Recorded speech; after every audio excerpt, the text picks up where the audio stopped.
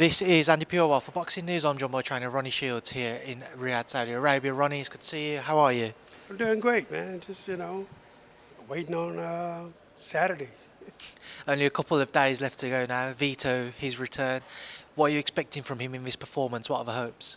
I expect him to look really great in this fight. Vito is a very hard worker, and he studies boxing a lot, and the kid is he's a phenom.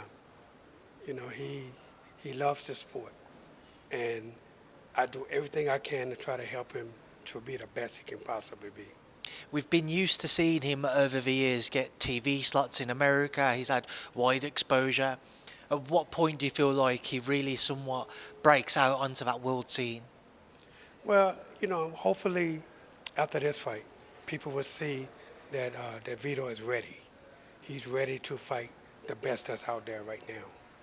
Hopefully, you know, after this fight, people will understand and see that, you know, he can fight the big names now. Obviously, with this card itself, there's a lot of great exposure on offer because it's stacked. You've obviously got David Benavidez versus Anthony Yarde, Brian Norman Jr. and Devin Haney. How much of a factor will this be in terms of getting more eyes onto Vito? Well, I think Vito has to go out and win in spectacular fashion to get the people talking. Hey, did you see this kid? Did you see him? And I think once that happens, and it will happen on Saturday night, I think people will understand that Vito Mielnicki Jr. is ready for the elite in his division. What's impressed you the most from your time working with Vito? Well, it's just his hard work. Not only that, this kid, he studies boxing. He's one of the guys that I don't have to go to every time and say, hey, did you watch this guy do this, do that, do that? He already understands that this is what I want him to do. I want him to watch his opponent like I do. And then when we come together and we watch it together, it's nothing, it's not a foreign language. He understands what I mean when I say you see him do this, or you see he does this very well, or he does this not so good. He understands right away because he's been studying himself. Obviously, whilst I've got you, it would be remiss of me not to ask you about some of the other fights. What's your take on seeing Brian Norman Jr. and Devin Haney? What's your thoughts on that fight, Ronnie? Well, you know what, man? I think it's a great fight. I think as far as Devin Haney is concerned, I think Devin is not going to stand in the pocket with Brian. He's going to move around. He's going to move a lot. And he's one of these guys that he can fight inside and he can fight outside. And I think that's what he's going to try to do against Brian Norman.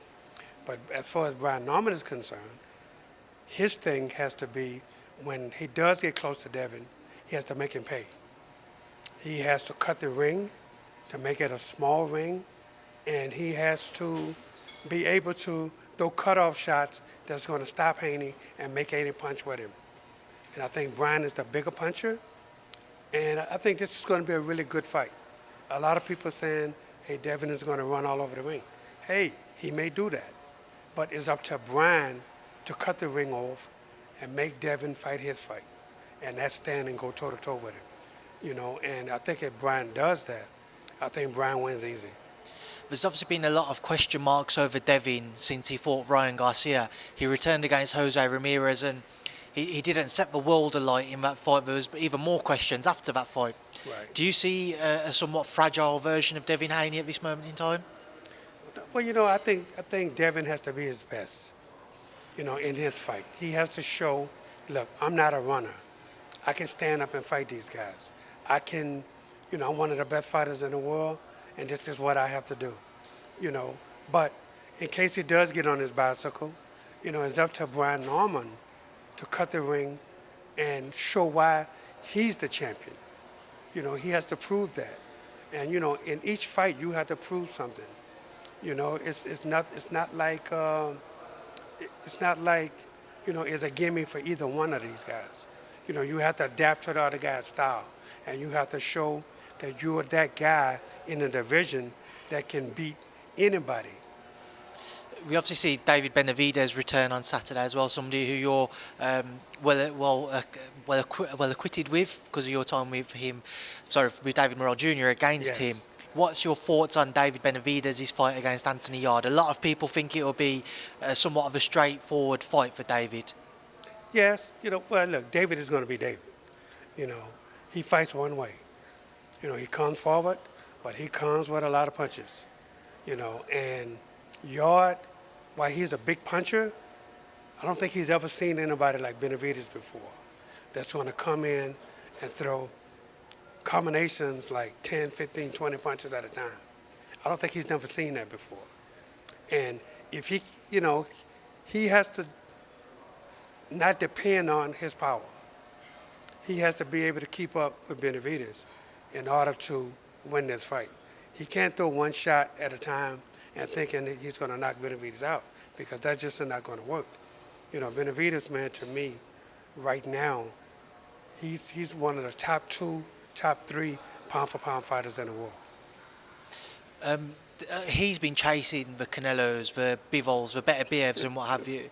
If he was to secure one of those fights, let's just say with Bivol or Beterbiev, do you feel like he is the number 1 in the 175 division? Do you feel like he would defeat either Dmitry Bivol or Otto Beterbiev?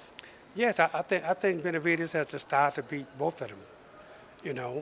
And it's not because of him that the fight didn't happen. He wanted both of those guys. But they decided to fight each other, and then he wanted to fight the winner. The winner didn't want to fight him, so he moved on, and one of the titles was given to him. So, hey, you take it and you keep on going, and hopefully, sooner or later, these guys step up and say, you know what, I got to prove that I'm the best fighter in the world. And then they have to fight David Benavidez. You just have to. But Benavidez, man, he's such a great fighter.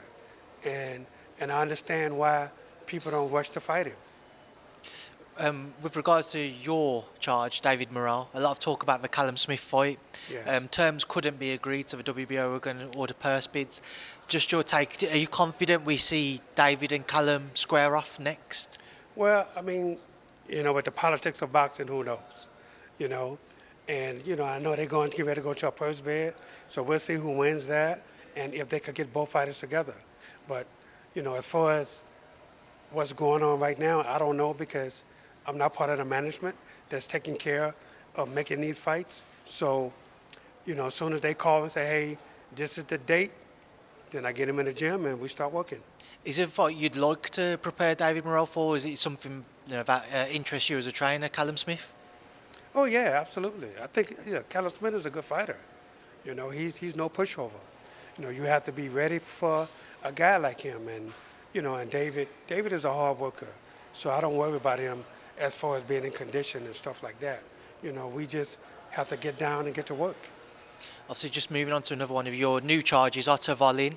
How's he been settling in? He had a good win a couple of weeks ago. Yeah, look, the guy that really didn't want to come to fight Otto in his last fight. But look, Otto, I love working with Otto Wallin. He's a very, very hard worker. He pays attention to detail. He's a really, really good fighter. And I just can't wait till he get one of the big names. That's what I'm waiting on. Why do you feel like it is that maybe he's had to take this bit of a break, if you will, from the big fights? He wanted to take a step back. He's obviously teamed up with yourself. Why do you feel like that was in his thought process instead of just jumping straight back in? Well, look, if you starting with a new trainer, you don't want to just jump into a big fight, and then all of a sudden, things don't work out. You don't know how we're going to work with each other. So we was basically forced to take a fight that, didn't really mean anything. So we could have time in the gym, so he can get to know me, I get to know him. He understands what I want him to do, and I understand what he needs to do. And we work great together. And I'm just looking forward to Otto getting up one of these big fights now that we can show that Otto Wallin is going to be a force in the heavyweight division. Somebody who you've previously had a brief training period with, Anthony Joshua. He's facing Jake Paul, Ronnie. What do you make of seeing the pair of them square off on December 19th? Well, look, I mean, look, Joshua is basically on the end of his career, and look, if this is a challenge for him, then he has to get up for it. And fighters need a challenge to get up for, and apparently Jake Paul is that guy right now. So why not? At least Jake Paul is not fighting a lightweight. At least he's finally stepped up to say, hey, I want to fight a real heavyweight. So, he putting a lot of stipulations in the contract. But, if Joshua is good with it, weighing, I think 245 pounds or whatever, if he's good with that, then look, Joshua is a hard worker.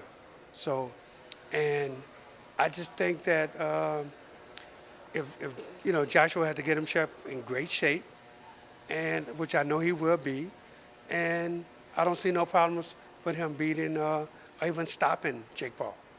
There's been a lot of talk recently with AJ kind of going around working with new trainers again. Who's reported that he teamed up for a little period with Alexander Usyk's coach.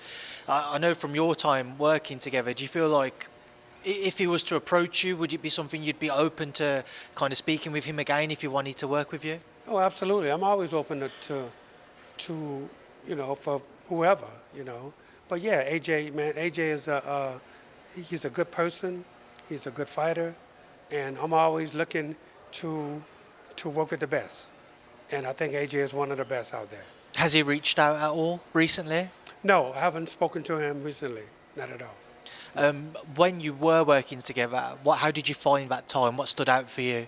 Oh, I thought it was great. I thought it was great. We sat down a lot. We talked, and I explained to him the way I do things in the gym and what I expect from a fighter, and then he explained to me what he expects from a trainer. So, and everything was seeming to be working out great, but at the time, he wanted me to go to England, and I couldn't at the time because I had some very important fights coming up, and I just couldn't leave at that time. So if this time he wants to talk, we'll sit down and talk again. Well, Ronnie, listen, it's a pleasure to catch up with you. Good luck to the team, good luck to yourself, good luck to Vito on Saturday night, and thank you for speaking to me at Boxing News. Thank you.